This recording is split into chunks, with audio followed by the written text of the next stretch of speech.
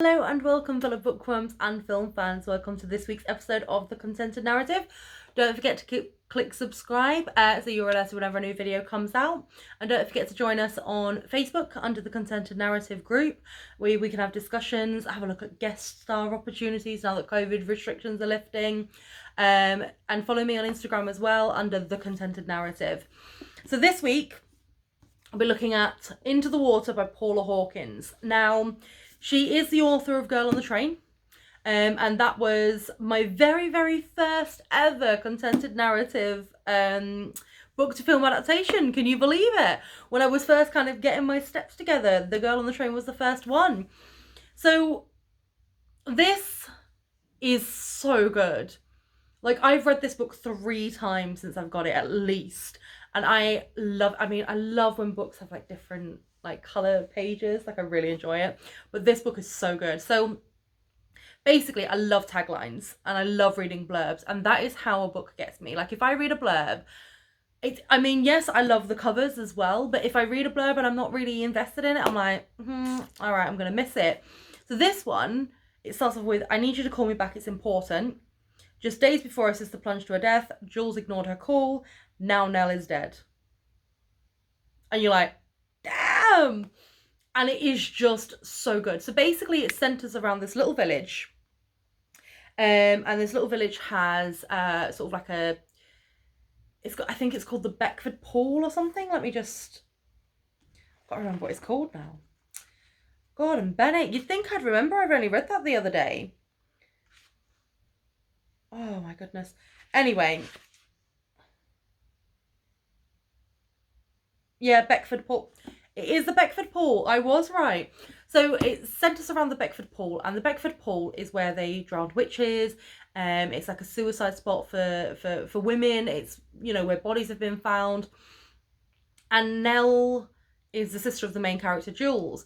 And it's written in a very similar way to The Girl on the Train is. It's written from different perspectives. I'm starting to see that a lot in books. So one of my later book reviews will be The Guest List by Lucy Foley. And that's a very similar style of writing as well, where they do it from different points of views of different characters. And then you kind of get the conclusion, but you're getting like little hints. And I mean, it isn't good. I just feel like unless it's done really well, you could get bored. As I said, unfortunately, the other week with the Thursday Murder Club, when they tried a similar approach, and it just didn't work with that book. But with this, it does work because it follows sort of Jules and it follows Nell's daughter. And, you know, as little things are coming out, you realise that actually there's a lot more going on than you think. And then I'm not going to tell you what happens because I want you to read the book. But honestly, as you're reading it, what you think is going to happen doesn't happen. And I was left satisfied. I genuinely was left satisfied. Like, I loved every inch of it. Like, I couldn't put it down. As soon as I start reading this book, that's it. Like, I can't put it down. And I do think that Paula Hawkins is a very good writer. She is. And I do like that style, how she writes in these books. As I said, I don't think it works for everyone, but it does work for this. So Jules is basically she believes that Nell has killed herself because Nell was always obsessed with this drowning pool in Beckford. And so she was always obsessed with it. So Jules doesn't even think twice and just assumes that Nell has killed herself. Her teenage daughter, thinks the same as well, but slowly it comes out that actually she didn't.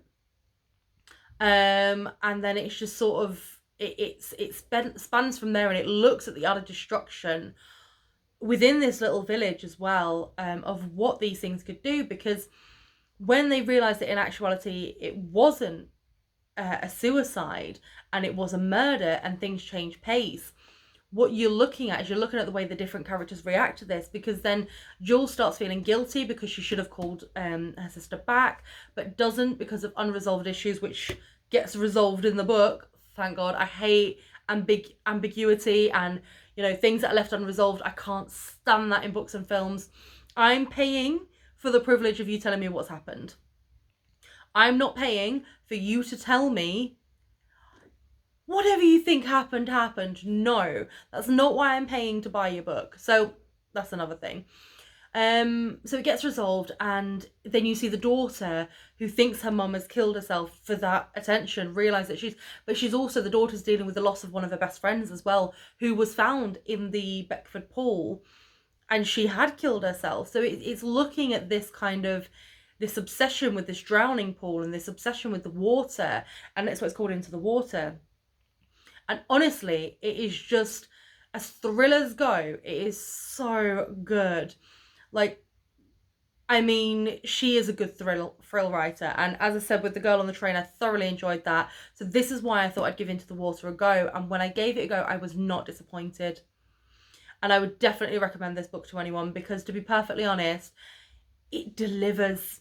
And you're left at the end with a feeling of, yes, that's just happened. And it's almost like relief when you finish it. You're like, oh, thank God it's over. But also, it's because you're sat on the edge of your seat and you're invested in these characters and you genuinely care about them, even though, like, the teenager is a typical teenager. She's angsty, she's angry, she's telling everyone to F off, and, you know, but that's what the majority of teenagers are. They're quite angsty, but it's played so well and it's written so well that you're sat there, and even though, I mean, I'm pretty sure I was an angsty teenager, I'm pretty sure I was a right piece of work. Probably am still a right piece of work, to be fair.